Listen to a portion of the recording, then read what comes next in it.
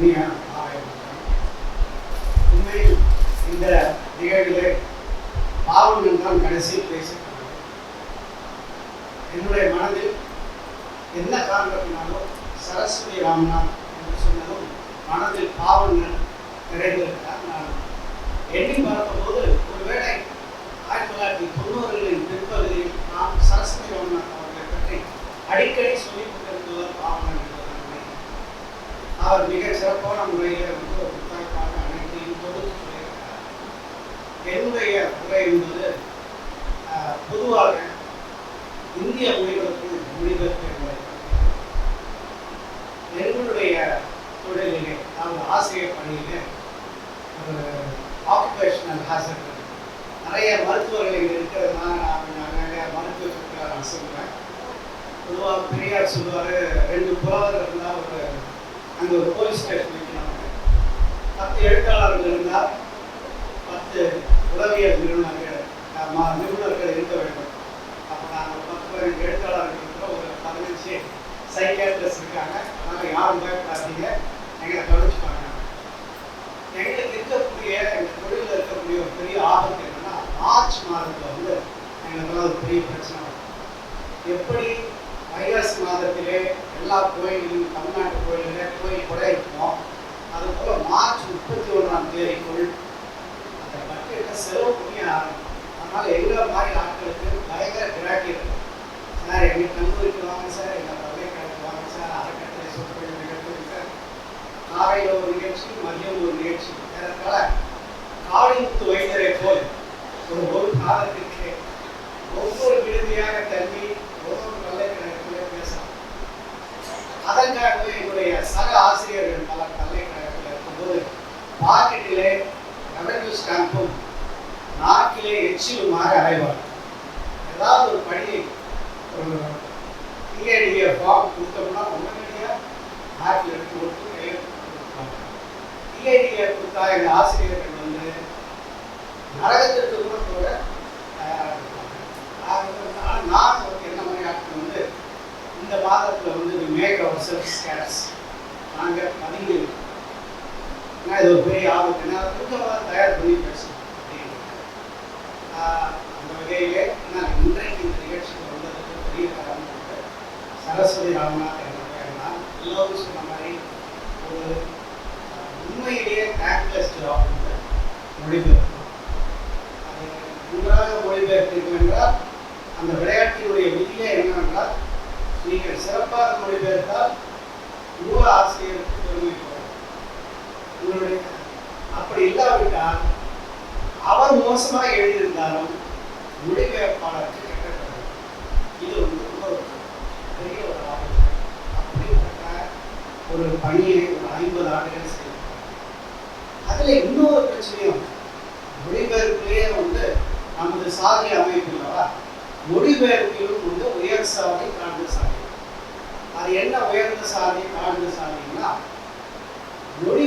ஆங்கிலத்தில் மொழிபெயர்ப்பவர்கள், அது ஆங்கிலத்திலிருந்து தமிழில் மொழிபெயர்ப்பவர்கள், தமிழிலிருந்து ஆங்கிலத்தில் மொழிபெயர்ப்பவர்கள், இவர்கள் உயர்ந்த சாதி. எந்த அளவுக்கு உயர்ந்த சாதி அப்படின்னா, ஒருவர் ஒரு நாவலை ஆங்கிலத்தில் மொழிபெயர்ப்பார்.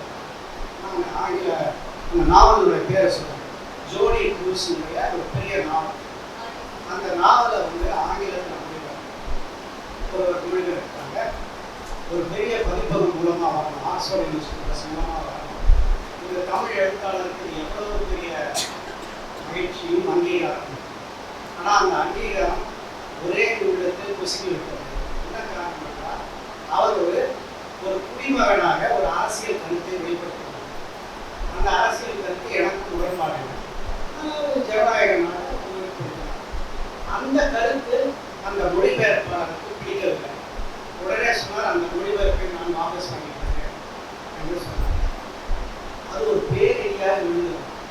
இப்போ ஒரு ஸ்ரீராம் இருக்காரு, அவர் ஒடிய மொழியில இந்த நாவல் மொழிபெயர்க்கிறான்னு ஏதோ ஒரு காரணத்துக்காக அவர் ஒடிய மொழியில் அந்த மொழிபெயர்ப்பை நான் வாபஸ் வாங்கி விடுகிறேன் என்று சொல்கிறார். சொன்னால் அதை பற்றி யாருமே கவலைப்பட மாட்டாங்க. ஒடிய மொழியிலையும் சந்தாலி மொழியிலையும் மேவார் மொழியிலையும் மொழிபெயர்த்தால் யாரும் ஆங்கிலத்தில் மொழிபெயர்த்தார்.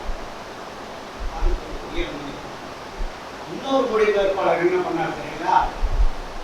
அந்த காலத்துல இளையராஜா சினிமாவெல்லாம் இளையராஜா சொன்னார், அந்த படத்தில் கதாநாயகனுக்கு என்ன சம்பளம் கொடுக்கிறீர்களோ அதே சம்பளம் எனக்கு வேண்டும். அது நியாயமானது. கதாநாயகனோட இவருடைய இசைக்கெல்லாம் இந்த மொழிபெயர்ப்பாளர் என்ன சொன்னாருன்னா, ஆங்கிலத்தில் நாம் செய்யக்கூடிய மொழிபெயர்ப்புக்கு நூறு ஆசிரியருக்கு தரக்கூடிய தொகையை விட தொகை சமணமாக எனக்கும் 1000 தர வேண்டும். இதை ஒளிய மொழிபெயர்க்க முடியுமா?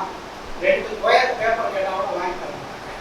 நீயே ஒன் சைட் பேப்பர் வச்சு கையால எழுதிக்கோ, குட்டி கையால எழுதிக்கோ அப்படின்னு சொன்னாங்க. அதற்கு மேல இன்னொரு அம்மையார் அவங்க என்ன பண்ணாங்கன்னா, இவராவது பாதிதான் கேட்டார். இந்த அம்மா என்ன பண்ணாங்கன்னா, உங்கள் நாவலுடைய மொழிபெயர்க்கக்கூடிய முழு தொகையை எனக்கு தர வேண்டும் என்று சொன்னாங்க. அதுல இன்னொரு அரசியல் இருக்கின்றது. ஆங்கிலத்தை மொழிபெயர்ப்பவர்கள் யார் அப்படின்றதை நம்ம பார்க்கணும். எத்தனை பேர் ஆங்கிலத்தில் எழுதுவது, இப்படி ஒரு படிநிலை இருக்கின்றது. இதுல ரொம்ப அடுத்த நிலையில வராது. அதனாலதான் பாத்தீங்கன்னா ஆங்கிலத்தில் மொழிபெயர்த்த ஏகராமன் இந்த இயக்கம் ரொம்ப நாங்களாம் மதிக்கக்கூடியவன். ஆனால் ஆங்கிலத்தில் மொழிபெயர்ப்பால்தான் இந்த ஒரு பெயர் கிடைக்கும். இந்திய மொழிகளில் மொழிபெயர்க்கக்கூடியதால் இதுபோல் மிக மிக அருமையாக எப்போதாவது ஒரு முறைதான் எல்லாருமே சொன்னாங்க. இதுவரைக்கும் தமிழ்ல ஒரு மொழிபெயர்ப்பாளருக்கு இப்போதுதான் 3 நாள் நடக்கின்றது. இப்போ நம்ம பார்க்கும்போது மொழிபெயர்ப்பு பார்க்கும்போது இந்திய பண்பாடு என்பது ஒரு பெரிய பண்பாட்டு கோலம் எல்லாருக்குமே தெரியும். ரொம்ப காலமாக மொழிபெயர்ப்பு ராமாயணமும் மகாபாரதமும் மொழிபெயர்க்கப்படாத மொழியிலே இல்லை. ஆனால் நவீன அர்த்தத்திலே பார்த்தோம் என்றால் அவற்றை மொழிபெயர்ப்பு என்று சொல்ல முடியுமா என்று தெரியாது. அதற்கு வெவ்வேறு காரணங்கள். ஆகவே இந்த நவீன காலத்தில் தான் மொழிபெயர்ப்புகள் என்பன ஒரு புதிய ஒரு வடிவமாக மூல ஆசிரியருக்கு விசுவாசமாக இருப்பதுதான் மொழிபெயர்ப்பு என்கின்ற ஒரு கோட்பாடு வந்து 19ஆம் நூற்றாண்டின் இறுதியில் தான் தோன்றுகிறது. அதற்கு ஒரு முக்கியமான சூழலும் இருக்கின்றது. இந்திய சமூகத்தில் காலனிய எதிர்ப்பு இயக்கம், அது அரசியல் விடுதலை போராட்டமாகவும் ஒரு பண்பாட்டு மறுமலர்ச்சி போராட்டமாகவும் இரண்டுமே இணைந்து நடக்கின்றன. அப்போ தொடக்க கட்டத்தில் மிகச்சிறந்த மொழிபெயர்ப்புகள், நவீன மொழிபெயர்ப்புகள் என்று சொல்லப்படுகின்ற மொழிபெயர்ப்புகள் எல்லாமே வந்து சுதேசி இயக்கம் தோன்றிய காலத்தில் தோன்றுது. அதாவது 20ஆம் நூற்றாண்டினுடைய தொடக்கத்தில் முதல் 10 ஆண்டுகள். அதில் ஒரு முக்கியமான ஒரு நபரை பற்றி நான் சொல்ல வேண்டும். பண்டித மகேசகுமார சர்மா என்று ஒரு இருந்தார். இது வந்து என்ன மாதிரி நான் அதிகமாக போன்ற சில மறைக்கலைஞர்களுக்கு மட்டும்தான் இந்த பேர் தெரியும்.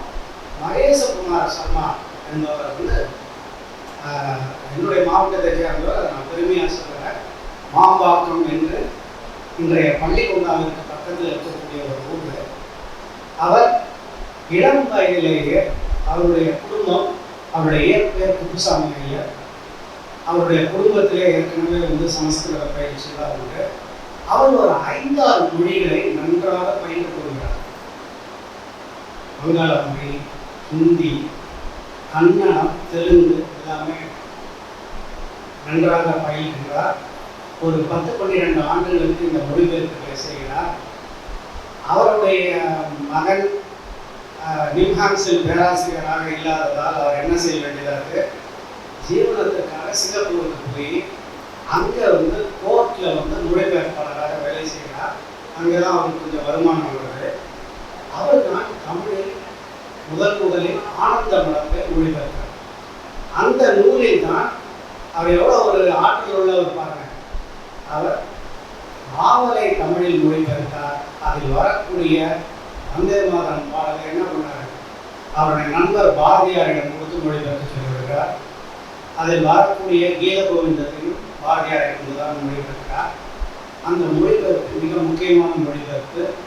அதன் பிறகு அவர் பங்கிம் சந்திரனுடைய பல நூல்களை மொழிபெயர்க்கிறார். எந்த அளவிற்கு என்றால் 1940களுக்குள் தமிழில் மட்டுமே 3 முறை ஆனந்தமடம் மொழிபெயர்க்கப்படுகிறது.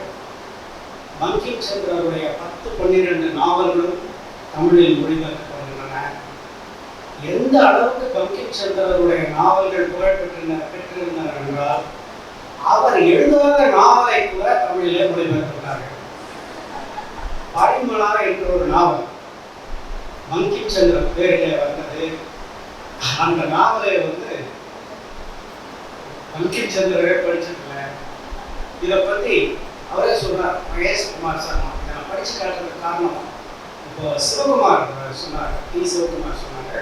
அப்புறமா வர சிவகுமார் கிட்ட அப்புறமா வர சிவகுமார் சொன்னாரு, இந்த நூல்களில் எந்த மொழியிலிருந்து வந்தது, என்ன பேர்ல இருந்து வந்தது, எந்த தகவலுமே இல்லை. உண்மைதான். இந்த நீலகண்ட பறவையை தேடி நாவலை படித்து விட்டு என்னுடைய நண்பர்களிடமெல்லாம் நான் பெங்காலி நண்பர்களிடம் சொன்னேன், நாவலுடைய பேர் என்ன அப்படின்னு, மூல நூலினுடைய பேர் என்னன்னு கேட்காங்க. எனக்கு சொல்ல முடியல, ஏன்னா புத்தகத்தில் அது கிடையாது. அப்படி சொல்றாரு. அருமையாக எழுதுறாங்க. நான் இந்த ராதாராணி, கிரண்மயி, ஆனந்தமடம், லோகரசியம் என்பன மாத்திரம் வந்திருக்கின்றன. துர்கேசன் நந்தினி ஏற்கனவே வெளியாயிருக்கிறது. ராதாராணி, கிரண்மயி என்ற சிறுகதைகள் இரண்டையும் 4 வருஷங்களுக்கு முன் P.R. சுவாமிநாதன் அவர்களின் வேண்டுகோளுக்கு இணங்கி நானே தமிழில் மொழிபெயர்த்து கொடுத்தேன் அப்படின்னு ஒரு பின்னணியில் சொல்றாங்க. இதே போல் 1940 தானா குமாரசாமி ஆனந்தமடத்தை அவர் மீண்டும் மொழிபெயர்க்கிறார். அவரும் இதே போல் பழைய கதையெல்லாம் சொல்றாங்க.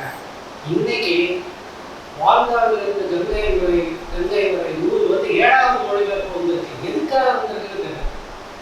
மூல மொழியிலிருந்து மொழிபெயர்த்தாங்களா அப்படின்னா கிடையாது. ஏற்கனவே மூல மொழியிலிருந்து மொழிபெயர்க்கப்பட்டிருக்கு. இங்கே ஒருத்தர் அது மொழிபெயர்த்திருக்கிறார். எதற்காக மொழிபெயர்க்கப்படுகின்றது என்றே தெரியவில்லை. இவ்வாறு ஒரு நிலை இருக்கின்றது. இந்த ஒரு பின்னணி ஒருமுறை முதல்ல சுதேசி இயக்க காலகட்டத்தில் ஒரு மொழிபெயர்ப்பு. இதற்கு அடுத்த அறை, அதுதான் மிக முக்கியமான அறை, 30களிலும் 40களிலும் ஒரு பெரிய மொழிபெயர்ப்பு அறை வீசுகின்றது. அதிலே முக்கியமான பதிப்பகங்கள், முக்கியமான எழுத்தாளர்கள் இதிலே தலையிடுகிறார்கள். ஒருபுறம் ஜோதி பிரசுரம் என்ற ஒரு அமைப்பு ஆர்கே ஜெயராமன் மொழிபெயர்த்து போடுறார்கள். அதில் அவர் என்ன செய்கிறாருன்னா, ஒரு குழு ஒன்று அமைச்சிருக்காரு. மொழிபெயர்ப்பை தேர்ந்தெடுப்பதற்காக காணாசு, புதுமை புத்தகம் போன்றவர்களெல்லாம் அந்த குழுவிலை வைத்து நூல்களை தேர்ந்தெடுத்து வெளியிட்டிருக்கிறார். அப்போதான் புதுமை புத்தகம் அவர் நிறைய மொழிபெயர்ப்பு செஞ்சிருக்காரு. அவர் 1000 பக்கத்துக்கு மொழிபெயர்ப்பு செஞ்சிருக்காரு.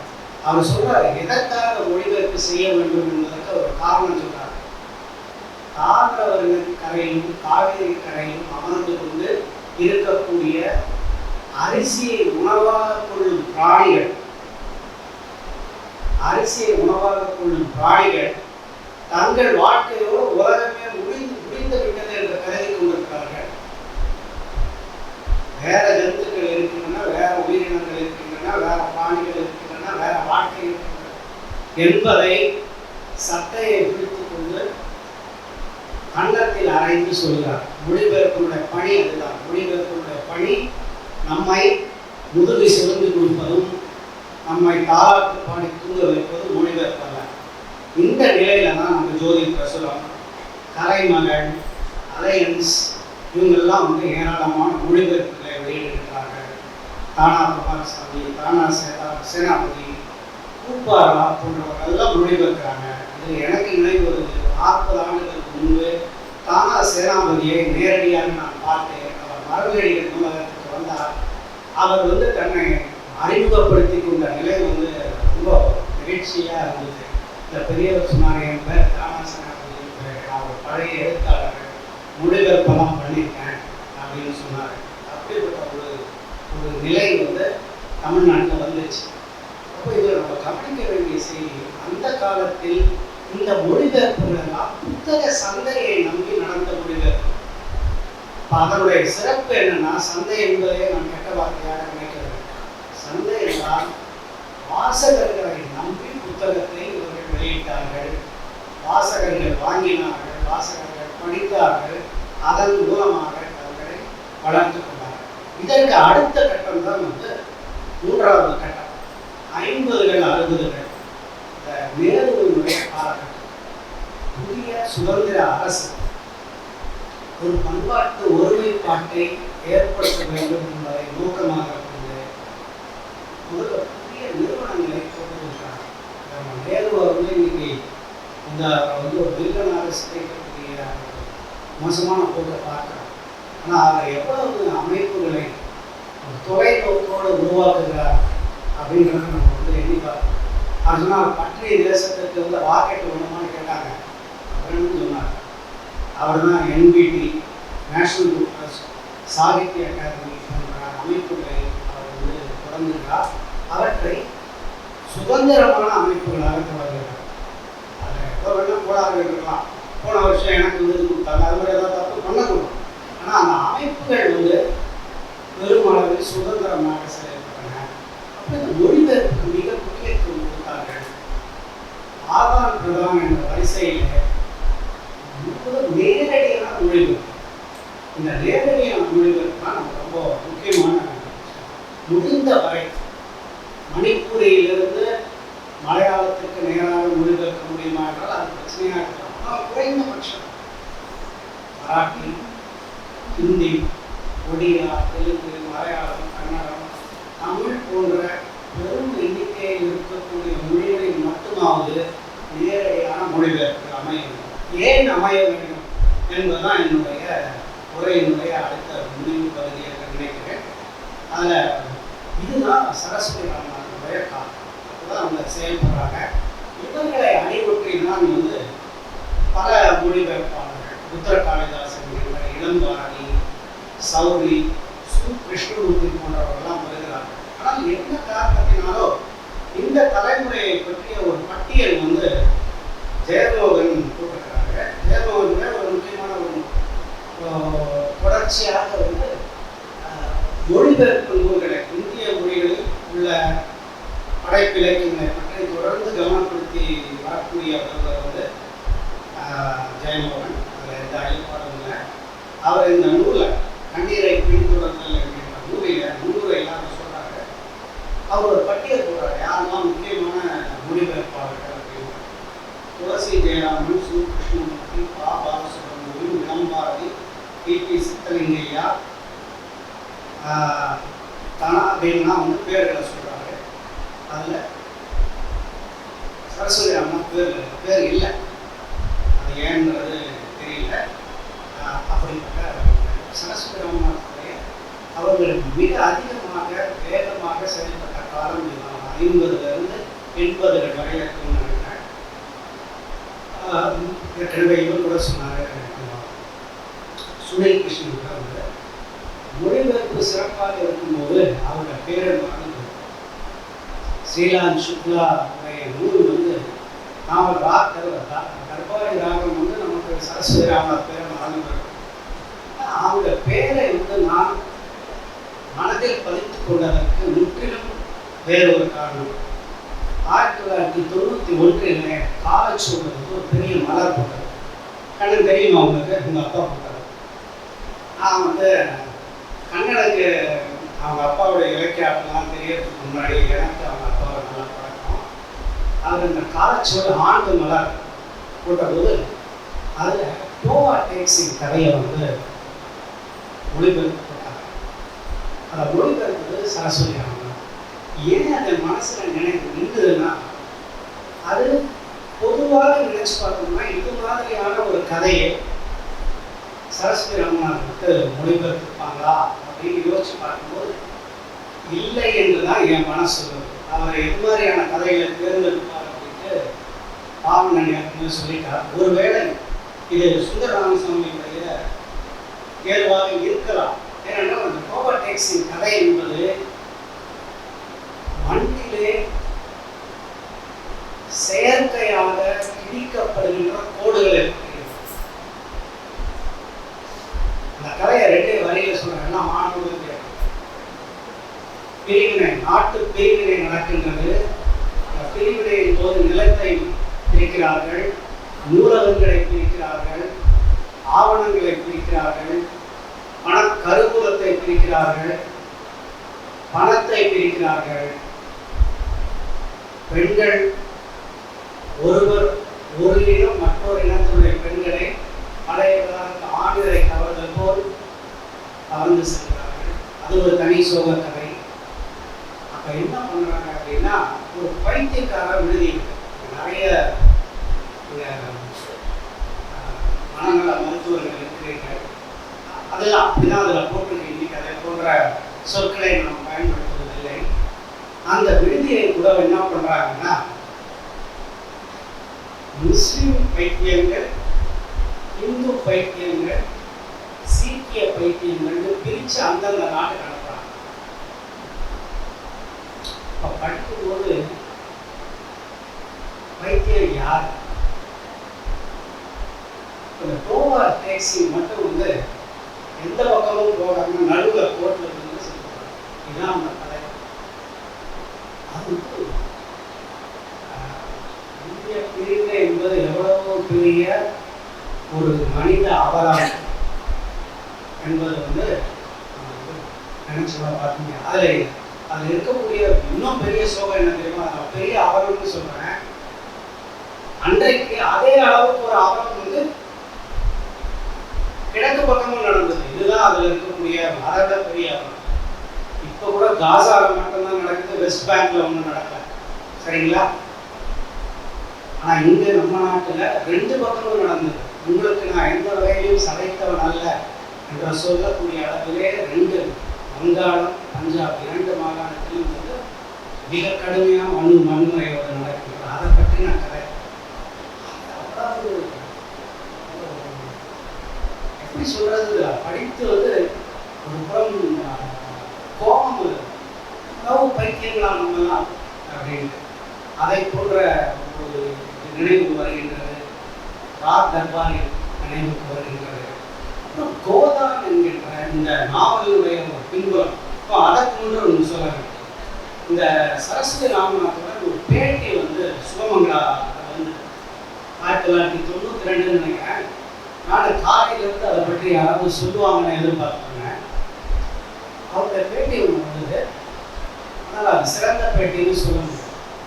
அதாவது தயாரிப்பு இல்லாமல் நான் சொன்னேன் இல்லையா, இந்த மார்ச் மாதத்தில் ஆசிரியர்கள் போய் இந்த கச்சேரிக்கு போவோம் இல்லையா, எந்த தயாரிப்பும் இல்லாமல் போவோம். அதே மாதிரி தான் இந்த பேட்டியை வந்து தயாரிப்பு இல்லாமல் எடுக்கப்பட்ட பேட்டி. அதனால ஒரு முதல் 2 பக்கங்கள் சில செய்திகள் நமக்கு கிடைக்கும். மிக குறைந்தபட்சம் அது எந்த ஆண்டு பிறந்தார் என்ற செய்தி கூட அதில் இருக்காது. ஆனால் அதை கூட நான் என்னுடைய பிஹெச்டி ஆய்வேட்டிலே 1994 பயன்படுத்தினேன். அவருடைய காலத்தில், சரஸ்வதி ராமநாதனுடைய காலத்திலே பெண்கள் நாவல்கள் படிக்கக்கூடாது என்று ஆஷாட பூஜைகள் மடிசஞ்சிகள் சொல்லிக் கொடுக்கிறார். அந்த கட்டத்தை பற்றி அவர் சொல்கிறார். அதையெல்லாம் நான் பதிவு சொல்லியிருக்கேன். அப்படிப்பட்ட ஒரு காலத்திலிருந்து வந்தவர் இன்றைக்கு அனைவரும் போற்றும் மூலமாக அவருடைய 100ஆண்டு விழா நடக்கின்றது என்பது மிகவும் சிறப்பானது. கடைசியாக ஒரு 5 நிமிடத்தில் அனுமதியோட சில மொழிபெயர்ப்பு நுட்பங்களை பற்றி நான் சொல்ல விரும்புகிறேன். இப்போ இவங்க ஹிந்தி மொழியிலிருந்து தான் மொழிபெயர்த்திருக்காங்க. அப்புறம் தமிழ்லேருந்து ஹிந்தி மொழிக்கு மொழிபெயர்த்திருக்காங்க. அதுலேயும் வந்து ஒரு அரசியல் இருக்கு. நம்முடைய நாட்டினுடைய ஆபரணம் என்னன்னா, நம்முடைய மொழியையும் நாம் தான் வளப்படுத்த வேண்டும். தமிழை வேற யாரும் வளப்படுத்த போகிறாங்க. இப்போ நம்ம ஊர்களையும் வந்து நாம தான் கொண்டு போய் அவங்க சேர்க்கணும். அவர்கள் ஊர் மன்றிலே சார்பாய் போட்டுக்கொண்டு பாலை துப்பி கொண்டிருப்பார்கள். நாம் தான் அவர்களை போய் உலுக்கி, எங்களிடம் பாரதி என்று ஒரு உண்டு, எங்களிடம் புதுமை புத்தன் இருக்கிறார் அப்படின்னு குறுக்கி சொல்லணும். அதை அவங்களுடைய ஹிந்தியில சொல்லணும். அதுவும் வந்து சமஸ்கிருத வயப்பட்ட ஹிந்தியில சொல்லணும். அப்போ ஒருவேளை அவர்கள் கேட்கலாம் அப்படின்னு நம்புறோம். இன்னைக்கு வரைக்கும் புதுமை புத்தன் பெயரை உச்சரிக்கக்கூடிய ஒரு வடநாட்டு எழுத்தாளரை கூட நான் பார்த்தது. இங்கே அவர் சொன்ன மாதிரி தொலைக்காட்சி ஊடகத்தில் இருக்கக்கூடிய சதா பரபரவென்று ஓடிக்கொண்டு இருக்கிறவர்கள் கூட வந்து சர்வசாதாரணமாக ஒரு 30-40 இந்திய மொழி என்னுடைய உன்னதமான நாவல்களை வந்து படித்திருக்கிறார். இந்த இந்திய மொழிகளுக்குள் மொழிபெயர்க்கும் போது ஒரு வசதி ஒன்று நிச்சயமாக இருக்கு, அதை நம்ம இல்லைன்னு சொல்ல முடியாது. ஆனால் அதுதான் ஆபத்து. எளிய பணிகள் தான் மிக ஆபத்தான பணிகள். அது எவ்வளவு ஒரு வகையில் எளிதுன்னு சொல்றப்போ ஒரு சின்ன உதாரணம் சொல்றேன். தாகூருடைய அழைப்புகள் அனைத்தும் பங்காளிகள் அந்த காலத்தில் போட்டாங்க. இன்னும் நம்ம பாரதிக்கு இன்னும் நம்ம செய்யலாம். ஆனால் அதுக்கு இன்னொரு வேலை செஞ்சாங்க. மொழிபெயர்ப்பு தாகூருடைய அனைத்து படைப்புகளையும் வங்காள படைப்புகளையும் தேவநாகரி எழுத்துகளிலே எழுத்து பெயர்ப்பு செய்திருக்காங்க. அப்படி என்றால் வெறும் இந்தி மொழி தெரிந்த ஒருவர் அதை வாசித்து ஒரு 70% கூட புரிஞ்சுக்கலாம். கோபாலகிருஷ்ணன் தான் சொல்லணும் இருக்கலாம்ல, ஒரு 60-70% கூட புரிஞ்சுக்கணும். இது பெரும்பாலும் நம்முடைய மொழிபெயர்ப்பாளர்கள் மூல நூலில் எவ்வளவு புரிஞ்சுக்கிறாங்களோ அதை விட அதிகம். கரெக்டுங்களா? அப்படி இருக்கக்கூடிய ஒரு நிலை இருக்குது. பட் தமிழ் அது சாத்தியம் இல்லை. மலையாளத்தை ஒருவேளை நாம் தமிழில் எழுதினால் புரியலாம். ஆனால் தமிழில் வந்து வர்க்க எழுத்துக்கள் வந்து தமிழ் தேவையில்லாததால் அதை நாம் பயன்படுத்துவதில்லை. அதனால் அது ஒரு சிரமம் இருக்குது. ஆனால் இந்த மாதிரியான அடிப்படைகளை வந்து இப்போ பார்த்தோம்னா அடிப்படையில் சில எளிமையான ஓரளவுக்கு எளிமையானது என்று நம்ம சொல்லலாம். முற்றிலும் வேறு ஒரு பண்பாடு, வேறு ஒரு மொழி அமைப்பு, வேறு மொழி குடும்பத்தை சார்ந்த மொழிகளிலிருந்து பண்ண செய்யும்போது யுகாந்தா என்று ஒரு மிக புகழ்பெற்ற சித்ரா வந்து சொன்னாங்க. அவங்க வந்து ஐராவதி காதலுடைய யுகாந்தா நூலை பற்றி சொன்னாங்க. இந்திய மொழியில் வெளிவந்த ஒரு செவ்வியல் படைப்புல உண்டு. அவங்க ஒரு புறம் இந்தியாவினுடைய முதன்மையான ஒரு சமூகவியல் மாணவியலாளர், முதல் பெண் மாணவியலாளர். அது ஒரு மராட்டியில் அவர்கள் எழுதிய யுகாந்தா என்பது வந்து முற்றிலும் ஒரு புதிய பார்வையில் மகாபாரதத்தை நோக்கி வரும். யுகாந்தம் என்பதை தமிழ்ல எப்படி எழுதுவீங்க? யுகாந்தம் எழுதணும். ஆனா இதை தமிழ்ல மொழிபெயர்த்தவர்கள் யுகாந்தாலே எழுதணும். இது வந்து தலைப்புல இருந்த பிழைய ஆரம்பிக்கிறது. முதல் கோணல், முற்றிலும் கோணல். ஆனா அதை விட இன்னொரு ஆச்சரியம் இருக்கு. இப்படி மொழிபெயர்த்தவர்கள் என்ன பண்ணாங்க? மணிக்கணம் இந்த ஊர் தமிழ்ச்சங்க அதுக்கு மொழிபெயர்ப்புக்கு சிறந்த விருது கொடுத்தாங்க. அதுக்கு நீங்க பொறுப்பு இல்லை, இருந்தாலும் சொல்றாங்க அப்படி பண்ணாங்க. ஆனா அது காரணம் என்னன்னா ஆங்கிலத்திலிருந்து பண்ணாங்க. அவருக்கு ஆங்கிலமும் தெரியவில்லை, தமிழ் மரபும் தெரியவில்லை, மகாபாரதமும் தெரியவில்லை. அது கறி இருக்கிறது என்பதால் ஒரு இருபரப்பாளருக்கு மகாபாரதம் தெரியவில்லை என்றால் அப்படி கரிகாரமாக இல்லாமல் வேறு எந்த காலமாக இருக்கும். ஆனால் அதன் பிறகு அந்த நூலை மராட்டியில் ஹிந்தி வழியாக இன்னொரு மொழிபெயர்ப்பார்கள். அந்த மொழிபெயர்ப்பு சாய்ந்த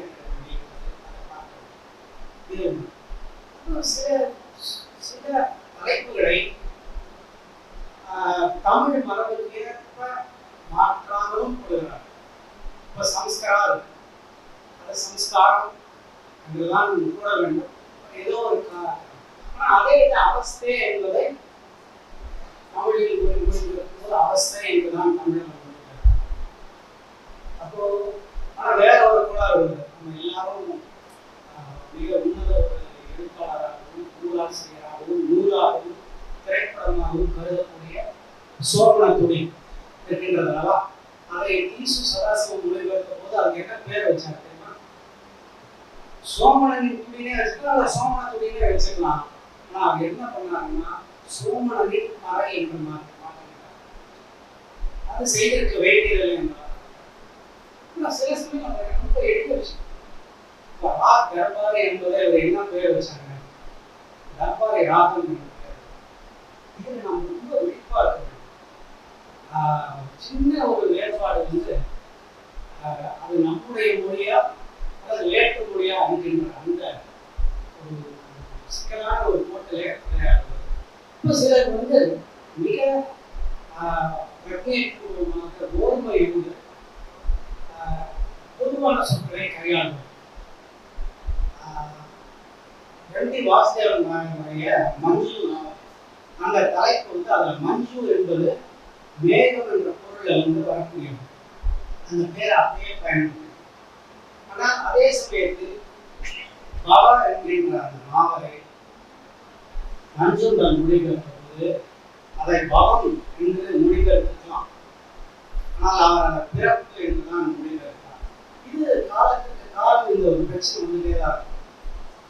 இவருடைய வைக்கம் முகமது பஷீர் அவருடைய பால்யகால சகி என்பது முதலில் வெளிவந்த போது இளம் பருவத்தோடு என்றுதான் அதை மொழிபெயர்த்தார். பிறகுதான் அதை வந்து அதே பேர் பால்யகால சகி என்று மொழிபெயர்த்தார். இதுல இந்த நுட்பங்கள் இருக்கின்றன. எங்கள் தாத்தாவுக்கு ஒரு யானை இருந்தது என்பதற்கு பதிலாக இன்றைக்கு எங்கள் உப்பு பார்த்து ஒரு ஆணை இருந்தது என்று மாற்றி இருக்கிறார். இது என்ன காட்டுதுன்னா பழைய மொழிபெயர்ப்புடைய வெற்றி இறங்க. நீங்கள் சிறப்பான மொழிபெயர்ப்பீர்கள் என்றால் நீங்கள் அதை விட சிறப்பான ஒரு மொழிபெயர்ப்புக்கு வழி வகுப்பீர்கள். இது இந்த விளையாட்டில் இன்னொரு எப்படி சிறப்பான மொழிபெயர்த்தால் அந்த சிறப்பெல்லாம் நூலாசிரியருக்கு போகுமோ அதே போல இன்னொரு விதி, நீங்கள் சிறப்பான மொழிபெயர்த்தீர்கள் என்றால் அதை விட சிறப்பான ஒரு மொழிபெயர்ப்பிற்கு நீங்கள் வழிகாட்டுவீர்கள். இது இந்த விளையாட்டுக்கு யாராவது போவாங்களா? சொல்லுங்க. நான் போக மாட்டேன். மொழிபெயர்ப்பாளர் யாரும் பல பிரச்சனைகள் உள்ளது. சிலர் வந்து பார்த்தீங்கன்னா உதாரணத்துக்கு அப்படியே வைத்திருக்கலாம். முன்னவர் லட்சுமி நாராயணா அப்படின்ற நாவல், அதுவும் வந்து 20ஆம் நூற்றாண்டுடைய தொடக்கத்தில் வந்த ஒரு முக்கியமான சமூக நாவல். மாகப்பள்ளி என்று அழைப்பு வைத்தார். அதை நம்ம அப்படியே தமிழில் வைத்திருக்கலாம். ஆனால் என்ன பண்ணாருன்னா ஜெகநாதராஜாவுக்கு சேரி பேர் வச்சார். இது சாதி பெயரை தவிர்க்க வேண்டும் என்று வைக்கப்பட்டது. கடைசியில் என்ன ஆச்சுன்னா அதில் அவருடைய வேல்யூ ஜட்மெண்ட் போய் சேர்ந்துச்சு. சிவப்பு கொடியை மட்டும் காட்டிவிட்டு நான் அந்த உரையை சொல்கிறேன். அப்போ இந்த மொழிபெயர்ப்புகளில் பொதுவான சொற்கள், இந்த இந்திய மொழிகளுக்குள் பல சொற்கள் பொதுவான சொற்கள்.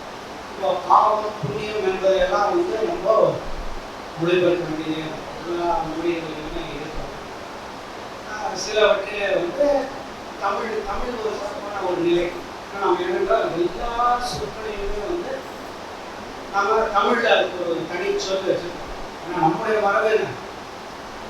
எந்நாட்டவருக்கும் இறைவனாக இருக்கின்ற சிவன் வந்து தென்னாட்டில் வந்து சிவனாக, எந்நாட்டவருக்கும் இறைவனாக இருப்பவன் தென்னாட்டில் சிவனாக. இதுதான் வந்து நம்முடைய தமிழுடைய பெருமை.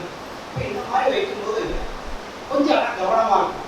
அப்படியே வந்து ஒரு மெக்கானிக்கலாக வந்து இயந்திர கதியில் பொதுவான சொற்களை கையாண்டு விட்டால் என்ன ஆகும்னா, நீலபத்மநாபனுடைய மொழிபெயர்ப்புகளை பார்த்தீங்கன்னா மலையாளத்திலிருந்து செய்த மொழிபெயர்ப்புகள் பல சமயத்தில் சமஸ்கிருத நூலை படிக்கணுமா அல்லது தமிழ் நூலை படிக்கிறோமா என்ற ஐயம் வந்துருக்கும். சகலம் சௌதன்யம் இது போல அப்படியே சொல்கிறாங்க.